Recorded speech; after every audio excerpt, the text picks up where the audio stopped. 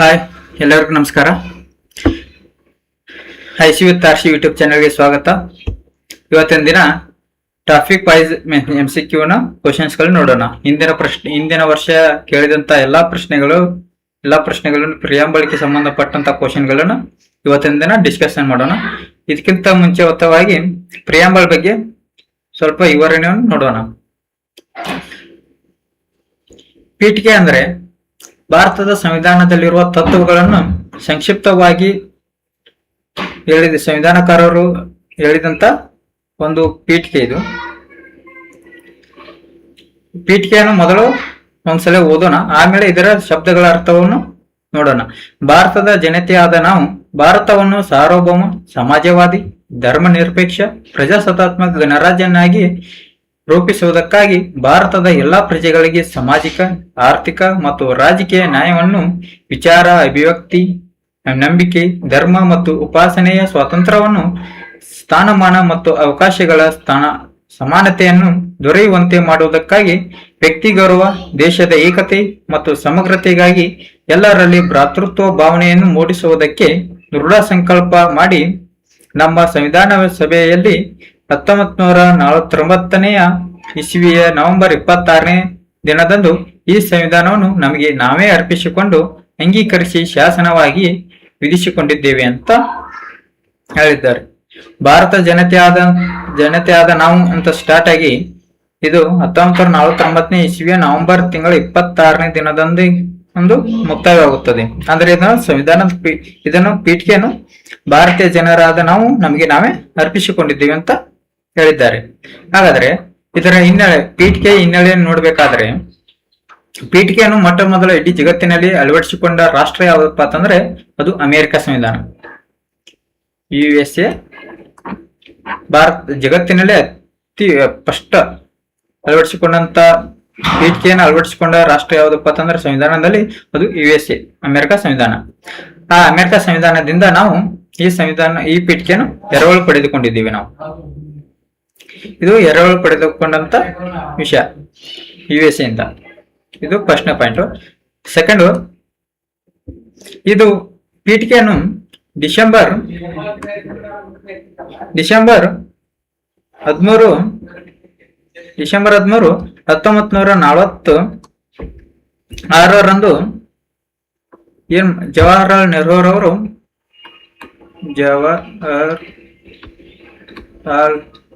ನೆಹರೂರವರು ಏನ್ ಮಾಡ್ತಾರಪ್ಪ ಅಂತಂದ್ರೆ ಅವರು ಮಂಡಿಸಿದಂತ ದೇಹಗಳ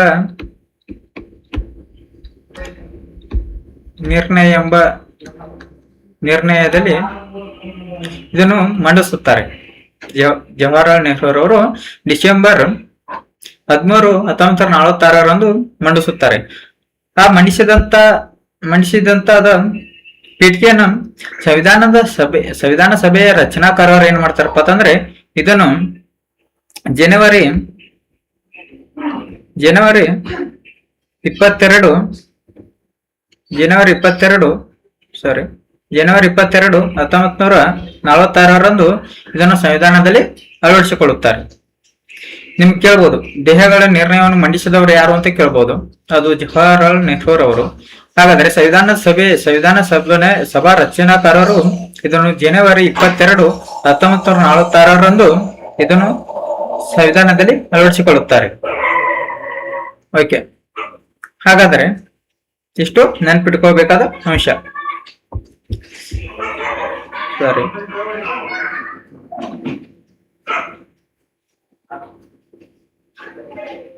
ಇಷ್ಟು ಅಂಶಗಳನ್ನು ನೆನ್ಪಿಟ್ಕೋಬೇಕು. ಇದನ್ನು ಕೇಳಿದ್ದಾರೆ, ಇದು ಹೋದ್ಸಲ PSIಗೆ ಕೇಳಿದ್ದಾರೆ. ಇದನ್ನು ದೇಹಗಳ ನಿರ್ಣಯವನ್ನು ಯಾರು ಮಂಡಿಸಿದರು ಅಂತ ಕೇಳಿದ್ದಾರೆ. ಅದಕ್ಕಾಗಿ ನೆನ್ಪಿಟ್ಕೊಳ್ಳೋದು ತುಂಬಾ ಉಪಯುಕ್ತ ಮತ್ತು ಕಡ್ಡಾಯ.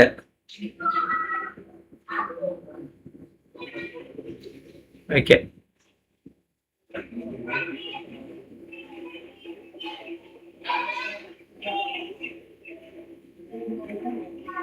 ಈಗ ಮೊದಲನೇದಾಗಿ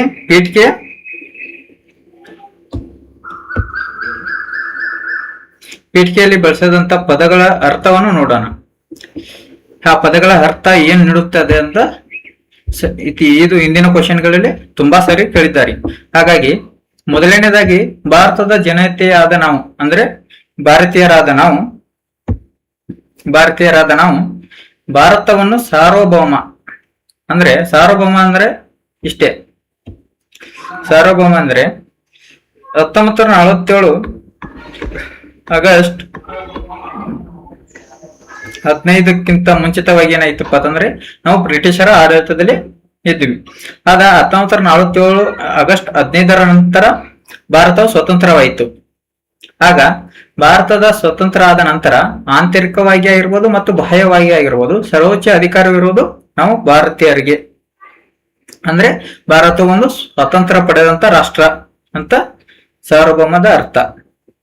ಅಂದ್ರೆ ವಿದೇಶಾಂಗ ನೀತಿಯನ್ನು ಭಾರತೀಯರೇ ಇನ್ನು ಮುಂದೆ ಚಲಾಯಿಸುತ್ತಾರೆ. ಹಾಗಾದ್ರೆ 1947 ಆಗಸ್ಟ್ 15ಕ್ಕಿಂತ ಮುಂಚಿತವಾಗಿ ಏನ ಮಾಡ್ತಿದ್ರು ಅಂದ್ರೆ ಬ್ರಿಟಿಷರು ಆಂತರಿಕವಾಗಿಯೂ ಆಡಳಿತ ಮಾಡ್ತಿದ್ರು, ಭಾರತದ ಮತ್ತು ಬಾಹ್ಯವಾಗಿಯೂ ಆಡಳಿತ ಮಾಡ್ತಿದ್ದರು. ಭಾರತದ ಪರವಾಗಿ ಬೇರೆ ರಾಷ್ಟ್ರಗಳ ಜೊತೆ ಒಪ್ಪಂದಗಳು ಆಗಿರ್ಬೋದು ಎಲ್ಲವನ್ನು ಮಾಡಿಕೊಳ್ತಿದ್ದರು ಅವರು. ಆದ್ರೆ 1947 ಆಗಸ್ಟ್ 15 ನಂತರ ಭಾರತವೇ ಎಲ್ಲವನ್ನು ಆಡಳಿತ ಮಾಡುತ್ತದೆ ಅಂತ ಸಾರ್ವಭೌಮ ಅರ್ಥ. ಹಾಗಾದ್ರೆ ಸಮಾಜವಾದಿ ಅಂದ್ರೆ ಇದು ಮೂಲ ಸಂವಿಧಾನ ಪೀಠಿಕೆಯಲ್ಲಿ ಇರ್ಲಿಲ್ಲ. ಇದು 1976 42ನೇ ಸಂವಿಧಾನಿಕ ತಿದ್ದುಪಡಿ ಮುಖಾಂತರ ಇನ್ನು ಸೇರಿಸಲಾಗಿದೆ. ಸಮಾಜವಾದಿ ಅಂದ್ರೆ ಭಾರತೀಯ ಜನರಿಗೆ ಎಲ್ಲ ಭಾರತೀಯ ಜನತೆಗಳಿಗೆ ಎಲ್ಲಾ ರೀತಿಯ ಬಡತನ ಆಗಿರ್ಬೋದು ಎಲ್ಲಾ ನಿವಾರಣೆ ಮಾಡುವುದು ಸಮಾಜವಾದಿ ಆಗಿರುತ್ತದೆ. ಇನ್ನು ಮುಂದಿನದಾಗಿ ಧರ್ಮ ನಿರಪೇಕ್ಷ ಅಂದ್ರೆ ಭಾರತದ ರಾಷ್ಟ್ರವು ಯಾವುದೇ ರೀತಿಯ ರಾಷ್ಟ್ರ ಧರ್ಮವನ್ನು ಅಳವಡಿಸಿಕೊಂಡಿಲ್ಲ. ಅಂದ್ರೆ ಭಾರತೀಯರಿಗೆ ಅವ್ರದೇ ಆದಂತ ಒಂದು ಧರ್ಮವನ್ನು ಪ್ರಚಾರ ಮಾಡೋದಾಗಿರ್ಬೋದು ಅಥವಾ ಅವರು ಅನುಸರಿಸುವುದಾಗಿರ್ಬೋದು ಎಲ್ಲವನ್ನು ಅವ್ರಿಗೆ ಬಿಟ್ಟಂತ ವಿಚಾರ. ಅವರ ಧರ್ಮದಲ್ಲಿ ಯಾವುದೇ ರೀತಿಯ ಹಸ್ತಕ್ಷೇಪ ಮಾಡುವಂತಿಲ್ಲ ಅಂತ ಹೇಳುತ್ತೆ. ಇದು ಧರ್ಮ ನಿರಪೇಕ್ಷದ ಅರ್ಥ ಆಗಿದೆ. ಯಾವುದೇ ರೀತಿಯ ರಾಷ್ಟ್ರೀಯ ಧರ್ಮ ಅಳವಡಿಸಿಕೊಂಡಿಲ್ಲ ನಮ್ಮ ಭಾರತದ ಸಂವಿಧಾನದಲ್ಲಿ. ಓಕೆ. ಇನ್ನು ಪ್ರಜಾಸತ್ತಾತ್ಮಕ ಅಂದ್ರೆ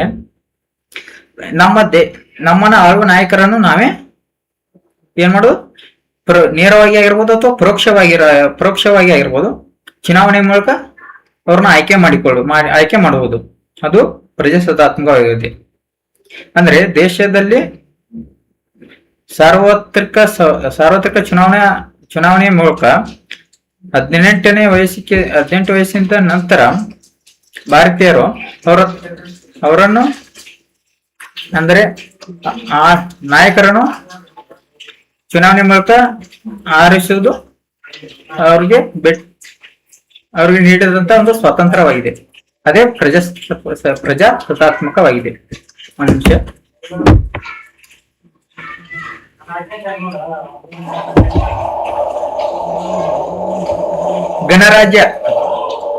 ಗಣರಾಜ್ಯ ಅಂದರೆ ದೇಶದ ಮುಖ್ಯಸ್ಥರನ್ನು ನೇರವಾಗಿ ಆಗಿರ್ಬೋದು ಅಥವಾ ಪರೋಕ್ಷವಾಗಿ ಆಗಿರ್ಬೋದು ಜನರೇ ನಿರ್ಧರಿಸುವುದು.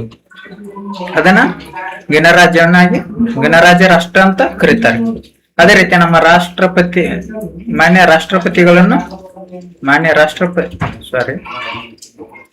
ರಾಷ್ಟ್ರಪತಿಗಳನ್ನು ಭಾರತೀಯ ಜನರು ಆಯ್ಕೆ ಮಾಡ್ತಾರೆ. ಅದು ಯಾವ ರೀತಿ ಅಂದ್ರೆ ಪರೋಕ್ಷವಾಗಿ. ಅಂದ್ರೆ ಭಾರತೀಯ ಜನರು ಆಯ್ಕೆ ಮಾಡಿದಂತ ನಾಯಕರು ರಾಷ್ಟ್ರಪತಿಗಳನ್ನು ಪರೋಕ್ಷವಾಗಿ ಆಯ್ಕೆ ಮಾಡುತ್ತಾರೆ. ಓಕೆ. ಮುಂದಿನದಾಗಿ ನ್ಯಾಯ. ಭಾರತೀಯ ಜನರಿಗೆ ಸಾಮಾಜಿಕವಾಗಿ ಆಗಿರ್ಬೋದು, ಆರ್ಥಿಕವಾಗಿ ಆಗಿರ್ಬೋದು ಅಥವಾ ರಾಜಕೀಯವಾಗಿ ಆಗಿರ್ಬೋದು ನ್ಯಾಯವನ್ನು ಕೊಡುತ್ತೇವೆ ಅಂತ ಸಂವಿಧಾನ ರಚನಾ ಸಭೆಯ ನಾಯಕರು ಹೇಳಿದಾರೆಲ್ಲ ಅಳವಡಿಸಿಕೊಂಡಿದ್ದಾರೆ ಸಂವಿಧಾನದಲ್ಲಿ. ಭಾರತೀಯ ಎಲ್ಲಾ ಪ್ರಜೆಗಳಿಗೆ ಅದು ಜಾತಿ ಮತ ಯಾವುದೇ ರೀತಿ ನೋಡದೆ ಎಲ್ಲರಿಗೂ ಸಾಮಾಜಿಕವಾಗಿ, ಆರ್ಥಿಕವಾಗಿ ಮತ್ತು ರಾಜಕೀಯವಾಗಿ ನ್ಯಾಯವನ್ನು ಒದಗಿಸುತ್ತದೆ ನಮ್ಮ ಭಾರತ ಸಂವಿಧಾನ ಅಂತ ಹೇಳುತ್ತದೆ. ಇನ್ನ ವಿಚಾರ, ಅಭಿವ್ಯಕ್ತಿ ಮತ್ತು ನಂಬಿಕೆ, ಧರ್ಮ ಮತ್ತು ಉಪಾಸನೆಯ ಸ್ವಾತಂತ್ರ್ಯವನ್ನು ಭಾರತೀಯ ಎಲ್ಲಾ ಪ್ರಜೆಗಳಿಗೂ ಯಾವುದೇ ರೀತಿಯಾದ ಧರ್ಮ ಅಥವಾ ಜಾತಿ ಅಥವಾ ಯಾವುದೇ ಶ್ರೀಮಂತಿಕೆ ಆಗಿರ್ಬೋದು ಯಾವುದೇ ಲಿಂಗ ಭೇದವಾಗಿರ್ಬೋದು ಎಲ್ಲವನ್ನೂ ಪರಿಗಣನೆ ತೆಗೆದುಕೊಳ್ಳಲಾಗದೆ ಎಲ್ಲರಿಗೂ ಪ್ರತಿಯೊಬ್ಬರಿಗೂ ಸಮಾನವಾಗಿ ಎಲ್ಲರಿಗೂ ಸ್ವಾತಂತ್ರ್ಯವನ್ನು ನೀಡುತ್ತೇವೆ. ಯಾವುದೇ ರೀತಿ ಭೇದ ಭಾವ ಮಾಡುವುದಿಲ್ಲ, ಎಲ್ಲರಿಗೂ ಸ್ವಾತಂತ್ರ್ಯ ಇದೆ ಅಂತ ಹೇಳುತ್ತದೆ. ಓಕೆ, ಇದು ಸ್ವಾತಂತ್ರ್ಯವನ್ನು ನಾವು ಆರ್ಟಿಕಲ್ 19ರಲ್ಲಿ ನಾವು ನೋಡಬಹುದು. ಓಕೆ, ಹಾಗಾದ್ರೆ ಭ್ರಾತೃತ್ವ ಭಾವನೆ ಅಂದ್ರೆ ನೋಡಿ, ಸ್ಥಾನಮಾನ ಮತ್ತು ಅವಕಾಶಗಳ ಸಮಾನತೆಯನ್ನು ದೊರೆಯುವಂತೆ ಮಾಡುವುದಕ್ಕಾಗಿ ವ್ಯಕ್ತಿಗೌರವ, ದೇಶದ ಏಕತೆ ಮತ್ತು ಸಮಗ್ರತೆಗಾಗಿ ಎಲ್ಲರಲ್ಲಿ ಭ್ರಾತೃತ್ವ ಭಾವನೆಯನ್ನು ಮೂಡಿಸುವುದಕ್ಕೆ ದೃಢ ಸಂಕಲ್ಪ ಮಾಡಿದೆ. ಅಂದ್ರೆ ಯಾವುದೇ ರೀತಿ ಜಾತಿ, ಮತ, ಧರ್ಮ ಎಲ್ಲವನ್ನು ಬಿಟ್ಟು ಎಲ್ಲರೂ ನಾವು ಭಾರತೀಯರು, ಒಂದೇ ತಾಯಿಯ ಮಕ್ಕಳಿದ್ದಂತೆ ಅಂತ ಇದರ ಅರ್ಥವನ್ನು ನೀಡುತ್ತದೆ, ಭಾವನೆಯನ್ನು ನೀಡುತ್ತದೆ ಮೂಡಿಸೋದಕ್ಕೆ. ಇನ್ನು ಇದನ್ನ ಸಂವಿಧಾನದಲ್ಲಿ ಅಳವಡಿಸಿಕೊಂಡಿದ್ದೆ ಯಾವಾಗಪ್ಪ ಅಂತಂದ್ರೆ 1900 ಸಂವಿಧಾನವನ್ನು ಯಾವಾಗ ಅಂಗೀಕರಿಸಿದ ಅಂದ್ರೆ 1949 ಇಸ್ವಿಯ ನವೆಂಬರ್ 26ನೇ ದಿನದಂದು ಸಂವಿಧಾನವನ್ನು ನಮಗೆ ನಾವೇ ಅರ್ಪಿಸಿಕೊಂಡಿದ್ದೇವೆ, ಅಂದ್ರೆ ಅಂಗೀಕರಿಸಿಕೊಂಡಿದ್ದೇವೆ. ಇಷ್ಟು ಸಂವಿಧಾನದ ಪೀಠಿಕೆ ಬಗ್ಗೆ ನಾವು ತಿಳ್ಕೊಳ್ಬೇಕು. ಓಕೆ, ಹಾಗಾದ್ರೆ ಸಂವಿಧಾನವನ್ನು ಜಾರಿಗೆ ತರಬೇಕಂತ ಅಂದ್ರೆ ಸುಪ್ರೀಂ ಕೋರ್ಟಿಗೆ ಮೊರೆ ಹೋಗ್ಬೋದಾ? ಸುಪ್ರೀಂ ಕೋರ್ಟಿಗೆ ನಾವು ಅರ್ಜಿ ಸಲ್ಲಿಸಿ ಇದನ್ನು ಸಂವಿಧಾನ ಪೀಠಿಕೆಯನ್ನು ಜಾರಿಗೆ ತಗೋಬೇಕು ಅಂತ ನಾವು ಸುಪ್ರೀಂ ಕೋರ್ಟಿಗೆ ಅರ್ಜಿಯನ್ನು ಸಲ್ಲಿಸಬಹುದಾ? ಹೇಳಿ ನೋಡೋಣ.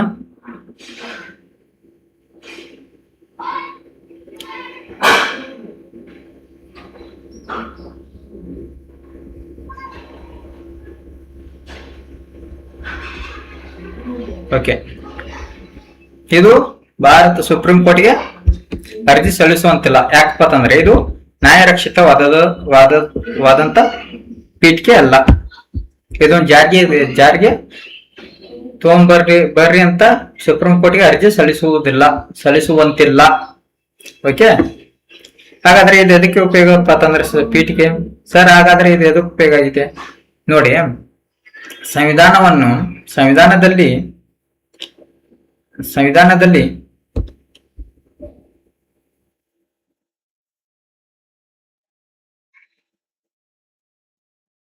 ಸಾರಿ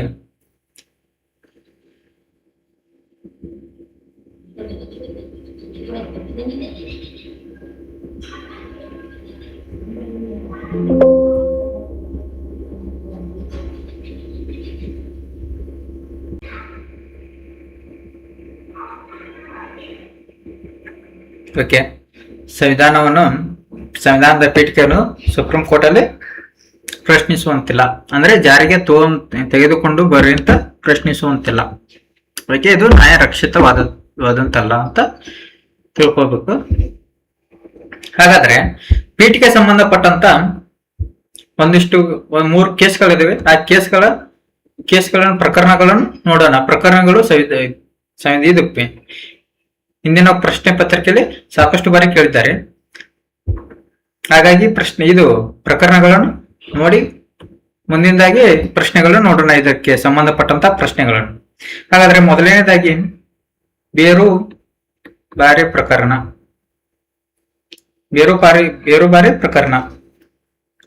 ಎರಡನೇದು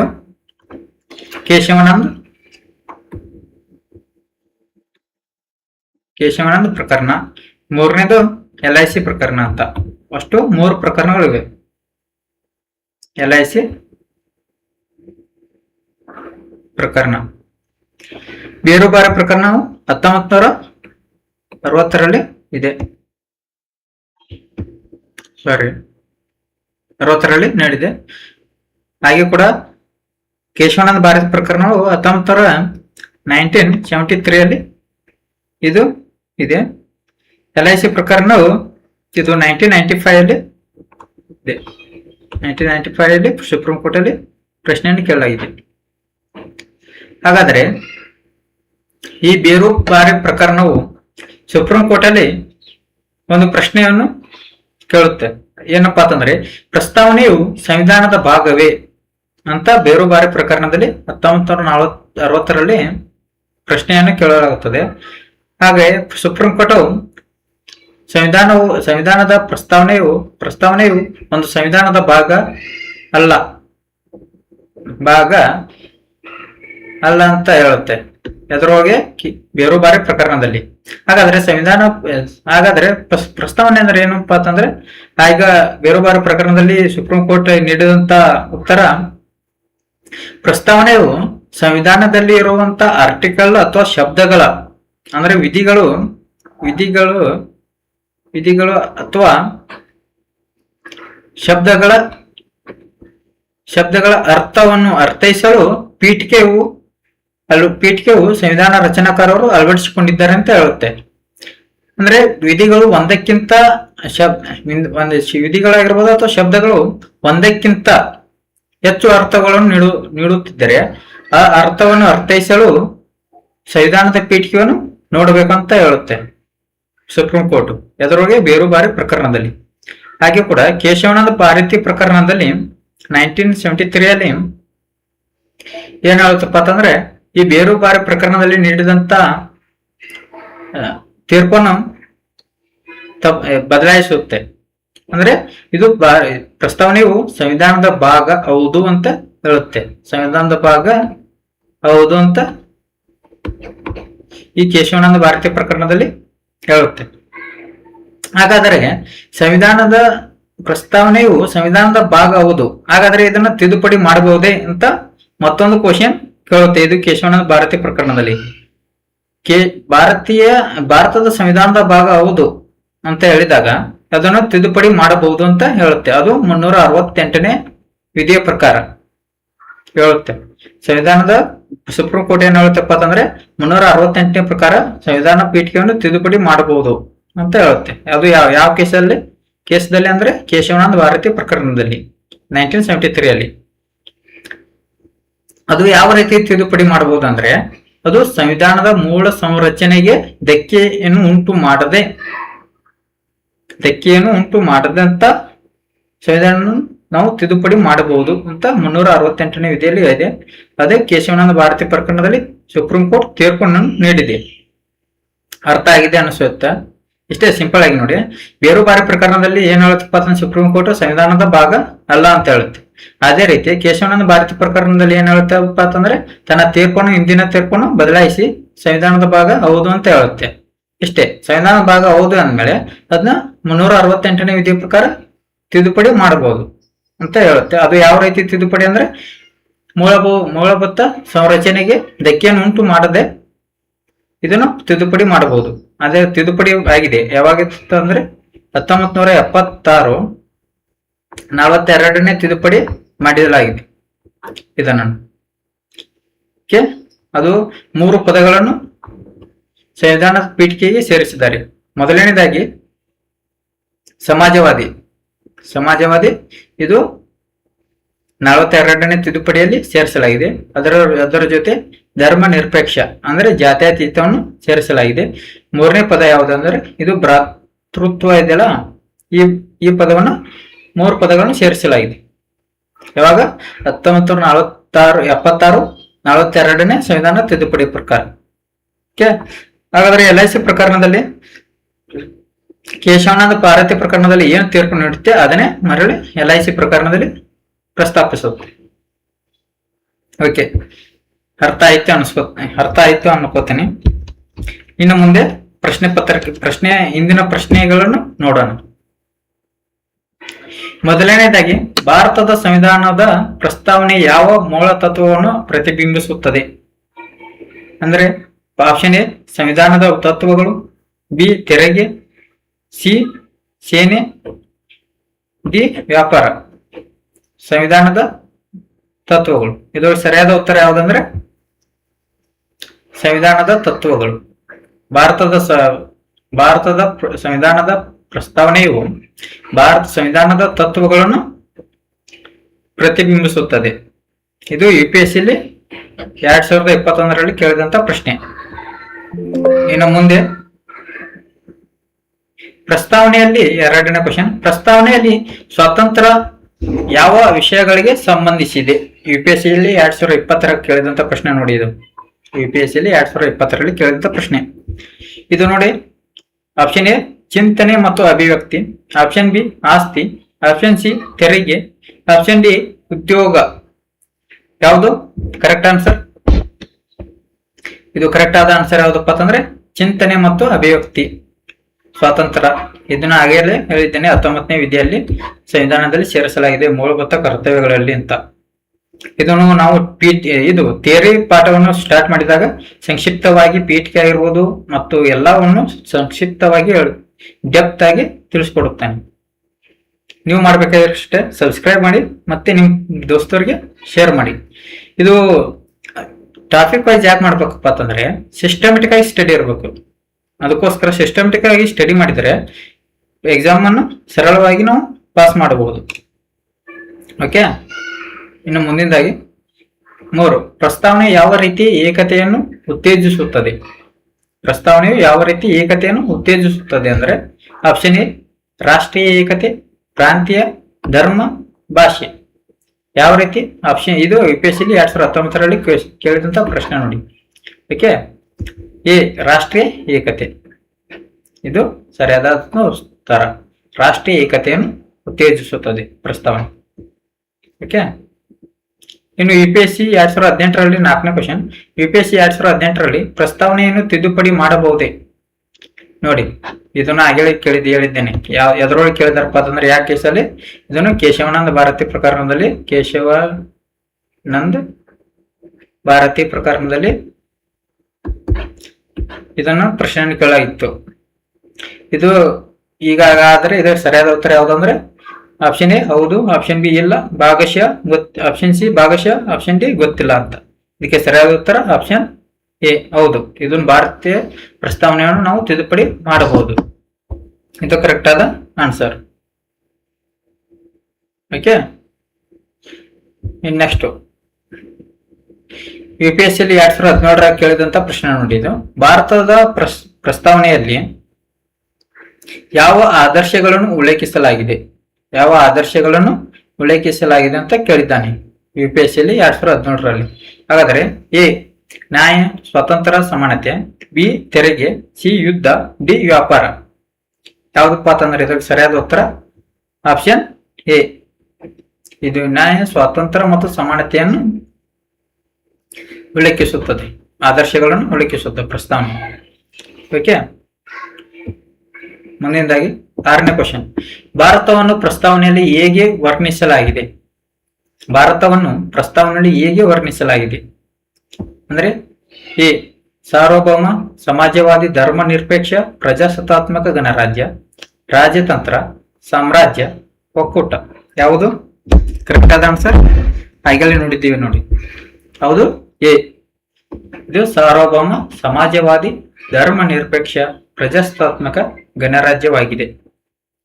ಓಕೆ, ಇನ್ನು ಮುಂದಿನದಾಗಿ KPSC ಅಲ್ಲಿ KS ಅಲ್ಲಿ 2023ರಲ್ಲಿ ಕೇಳಿದಂತ ಪ್ರಶ್ನೆ. ಪ್ರಸ್ತಾವನೆಯಲ್ಲಿ ಸಮಾನತೆ ಯಾವ ಅಂಶಕ್ಕೆ ಸಂಬಂಧಿಸಿದೆ? ಯಾವುದಕ್ಕೆ? ಆಪ್ಷನ್ ಎ ಅವಕಾಶ ಮತ್ತು ಸ್ಥಾನ, ಆಪ್ಷನ್ ಬಿ ಮತದಾನ, ಆಪ್ಷನ್ ಸಿ ಆಸ್ತಿ, ಆಪ್ಷನ್ ಡಿ ಉದ್ಯೋಗ. ಇದಕ್ಕೆ ಸರಿಯಾದ ಆನ್ಸರ್ ಯಾವ್ದಪ್ಪ ಅಂತಂದ್ರೆ ಎ ಅವಕಾಶ ಮತ್ತು ಸ್ಥಾನಮಾನಕ್ಕೆ ಸಂಬಂಧಿಸಿದೆ ಸಮಾನತೆ ಅಂದ್ರೆ. ಓಕೆ, ಇನ್ನು KPSCಯಲ್ಲಿ 8ನೇ ಕ್ವಶನ್. KPSC 2022ರಲ್ಲಿ ಕೇಳಿದಂತ ಪ್ರಶ್ನೆ. ಪ್ರಸ್ತಾವನೆಯ ಮುಖ್ಯ ಉದ್ದೇಶವೇನು? ಆಪ್ಷನ್ ಎ ಕಾನೂನು ರೂಪಿಸುವುದು, ಸಂವಿಧಾನದ ತತ್ವಗಳನ್ನು ತಿಳಿಯುವುದು, ಆಪ್ಷನ್ ಸಿ ನ್ಯಾಯಾಲಯದ ರಚನೆ, ಆಪ್ಷನ್ ಡಿ ತೆರಿಗೆ. ಓಕೆ, ಇದಕ್ಕೆ ಸರಿಯಾದ ಉತ್ತರ ಯಾವುದು ಅಂದ್ರೆ ಸಂವಿಧಾನದ ತತ್ವಗಳನ್ನು ತಿಳಿಸುವುದು ಪ್ರಸ್ತಾವನೆಯ ಮುಖ್ಯ ಉದ್ದೇಶವಾಗಿದೆ. ಓಕೆ, 9. ಪ್ರಸ್ತಾವನೆ ಸಂವಿಧಾನದ ಯಾವ ಭಾಗಕ್ಕೆ ಪರಿಚಯ? ಆಪ್ಷನ್ ಎ ಮೂಲಭೂತ ಹಕ್ಕುಗಳು, ಸಂಪೂರ್ಣ ಸಂವಿಧಾನ, ಆಪ್ಷನ್ ಸಿ ನ್ಯಾಯಾಂಗ, ಆಪ್ಷನ್ ಡಿ ವಿಧಾನಮಂಡಲ. ಇದಕ್ಕೆ ಸರಿಯಾದ ಉತ್ತರ ಯಾವ್ದಪ್ಪ ಅಂತಂದ್ರೆ ಆಪ್ಷನ್ ಬಿ ಸಂಪೂರ್ಣ ಸಂವಿಧಾನಕ್ಕೆ ಸಂಬಂಧಪಟ್ಟಂತ ಇದು ಪೀಠಿಕೆ. ಇದು ಕೇವಲ ಮೂಲಭೂತ ಹಕ್ಕುಗಳಿಗೆ ಸಂಬಂಧಿಸಿಲ್ಲ. ನ್ಯಾಯಾಂಗಕ್ಕೆ ಅಥವಾ ನ್ಯಾಯಾಂಗ ಆಗಿರ್ಬೋದು ಅಥವಾ ವಿಧಾನಮಂಡಲ, ಇದು ಎಲ್ಲದಕ್ಕೂ ಅಂದ್ರೆ ಸಂಪೂರ್ಣವಾದ ಸಂವಿಧಾನಕ್ಕೆ ಪೀಠಿಕೆಯನ್ನು ಪರಿಚಯಿಸಲಾಗಿದೆ. ಇವಕ್ಕೆ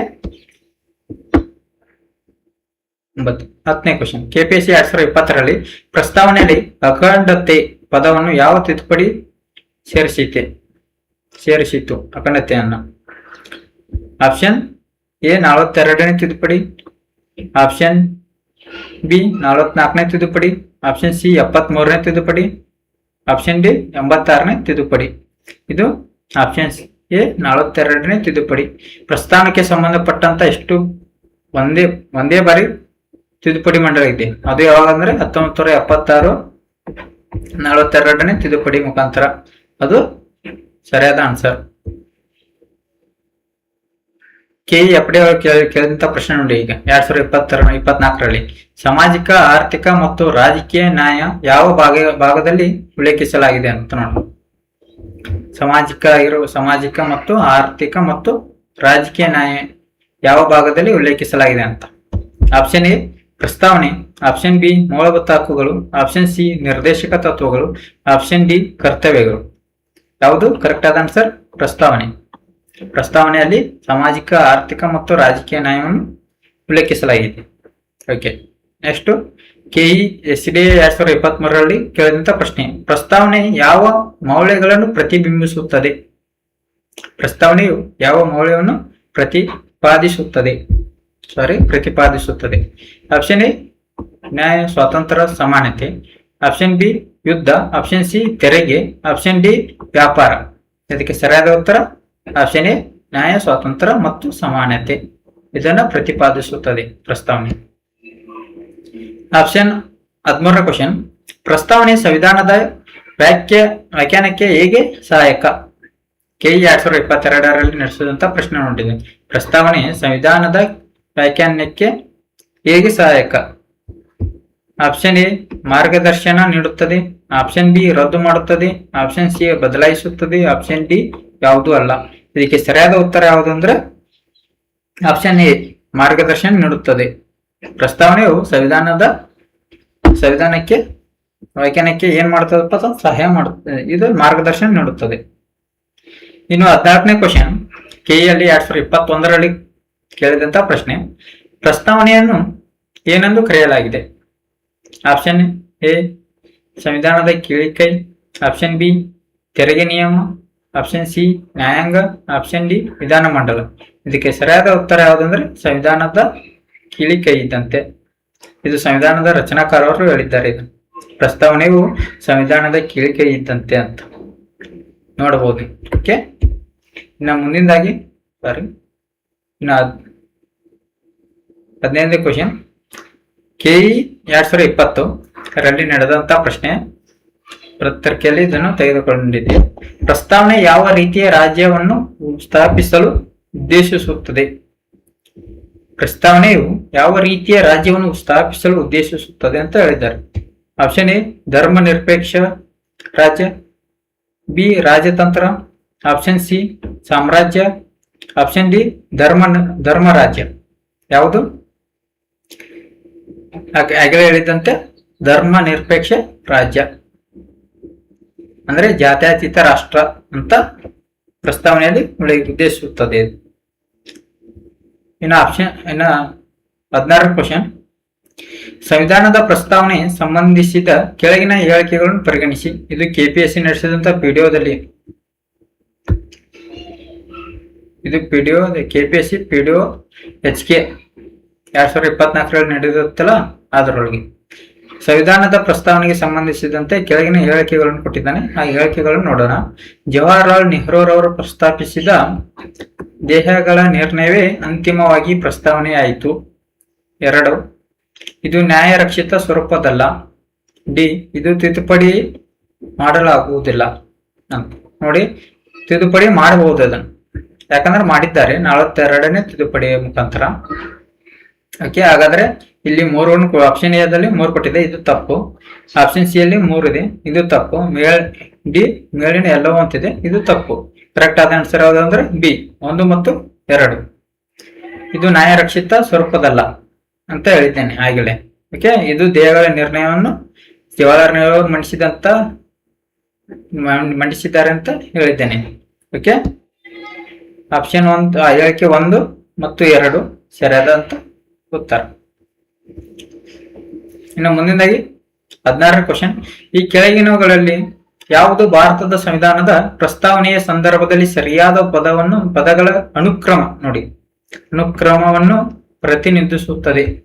ಅಂದರೆ ಸಂವಿಧಾನದ ಪೀಠಿಕೆಯಲ್ಲಿ ಯಾವ ರೀತಿ ಬರೆದಿದ್ದಾರೆ ಪದಗಳನ್ನು ಅದೇ ರೀತಿಯಾಗಿ ನಾವು ಜೋಡಿಸಬೇಕು. ಹಾಗಾದ್ರೆ ಆಪ್ಷನ್ ಎ ಪ್ರಜಾಪ್ರಭುತ್ವ ಜಾತ್ಯತೀತ ಸಾರ್ವಭೌಮ ಗಣರಾಜ್ಯ ಸಮಾಜವಾದಿ. ಆಪ್ಷನ್ ಬಿ ಸಾರ್ವಭೌಮ ಸಮಾಜವಾದಿ ಪ್ರಜಾಪ್ರಭುತ್ವ ಗಣರಾಜ್ಯ ಜಾತ್ಯತೀತ. ಸಿ ಸಾರ್ವಭೌಮ ಸಮಾಜವಾದಿ ಪ್ರಜಾಪ್ರಭುತ್ವ ಜಾತ್ಯತೀತ ಗಣರಾಜ್ಯ. ಆಪ್ಷನ್ ಡಿ ಸಾರ್ವಭೌಮ ಸಮಾಜವಾದಿ ಜಾತ್ಯತೀತ ಪ್ರಜಾಪ್ರಭುತ್ವ ಗಣರಾಜ್ಯ. ಇದಕ್ಕೆ ಸರಿಯಾದ ಉತ್ತರ ಯಾವುದಂದ್ರೆ ಆಪ್ಷನ್ ಡಿ ಸಾರ್ವಭೌಮ. ಫಸ್ಟ್ಗೆ ನಿಮ್ಗೆ ವಿವರಣೆ ಕೊಡುವಾಗ ಹೇಳಿದ್ದೇನೆ, ಫಸ್ಟ್ನೇದಾಗಿ ಯಾವ್ದು ಕೊಟ್ಟಿನಿ, ಸಾರ್ವಭೌಮ ಕೊಟ್ಟಿ. ಸೆಕೆಂಡು ಸಮಾಜವಾದಿ, ಆಮೇಲೆ ಜಾತ್ಯತೀತ ಅಂದ್ರೆ ಧರ್ಮ ನಿರಪೇಕ್ಷ ಅಂತ, ಪ್ರಜಾಪ್ರಭುತ್ವ 4ನೇದು, ಗಣರಾಜ್ಯ 5ನೇದು. ಓಕೆ, ಕರೆಕ್ಟ್ ಆದ ಆನ್ಸರ್ ಡಿ. ಇನ್ನು 17ನೇ ಕ್ವಶನ್. ಭಾರತ ಸಂವಿಧಾನದ ಪ್ರಸ್ತಾವನೆಯ ಮೂಲ ಒಕ್ಕಣಿಕೆ ಹೀಗಿತ್ತು ಅಂತ KS ಅಲ್ಲಿ 2015ರಲ್ಲಿ ಕೇಳಿದಂತ ಪ್ರಶ್ನೆ ಇದು. ಅಂದ್ರೆ ಪ್ರಸ್ತಾವನೆಯ ಮೊದಲೇ ಏನು ಜಾರಿಗೆ ಇತ್ತಲ್ಲ ಅದು ಇದೇ ರೀತಿ ಇತ್ತು ಅಂತ ಹೇಳಿದ್ದಾರೆ. ಸಂಯುಕ್ತ ಜಾತ್ಯತೀತ ಪ್ರಜಾಸತ್ತಾತ್ಮಕ ಗಣರಾಜ್ಯ. Option A. ಆಪ್ಷನ್ ಬಿ ಸಾರ್ವಭೌಮ ಪ್ರಜಾಸತ್ತಾತ್ಮಕ ಗಣರಾಜ್ಯ. ಆಪ್ಷನ್ ಸಿ ಸಾರ್ವಭೌಮ ಸಮಾಜವಾದಿ ಜಾತ್ಯತೀತ ಪ್ರಜಾಸತ್ತಾತ್ಮಕ ಗಣರಾಜ್ಯ. ಆಪ್ಷನ್ ಡಿ ಸಂಯುಕ್ತ ಸಮಾಜವಾದಿ ಜಾತ್ಯತೀತ ಪ್ರಜಾಸತ್ತಾತ್ಮಕ ಗಣರಾಜ್ಯ. ಇದನ್ನು ನಿಮಗೆ ಗೊತ್ತಿರುವಾಗ ಜಾತ್ಯತೀತ ಎಂಬ ಪದವನ್ನು ಇಕ್ಕಟ್ಟೆ ತಿದ್ದುಪಡಿ ಮುಖಾಂತರ ಸೇರಿಸಲಾಗಿದೆ. ಇದು ತಪ್ಪಾದ ಆನ್ಸರ್. ಇದು ಇಲ್ಲಿ ಇದೆ ಮತ್ತು ಸಮಾಜವಾದವನ್ನು ಅಳವಡಿಸಿಕೊಂಡಿದ್ದೇವೆ 42ನೇ ತಿದ್ದುಪಡಿ ಮುಖಾಂತರ. ಇದು ತಪ್ಪು. ಇಲ್ಲಿ ಜಾತ್ಯತೀತವನ್ನು ಕೊಟ್ಟಿದ್ದಾನೆ, ಇದು ತಪ್ಪು. ಹಾಗಾದ್ರೆ ಸರಿಯಾದ ಉತ್ತರ ಯಾವುದಂದ್ರೆ ಆಪ್ಷನ್ ಬಿ ಸಾರ್ವಭೌಮ ಪ್ರಜಾಸತ್ತಾತ್ಮಕ ಗಣರಾಜ್ಯ. ಓಕೆ, ಇದು ಸರಿಯಾದ ಉತ್ತರ. ಥ್ಯಾಂಕ್ ಯು ಎಲ್ಲರಿಗೂ.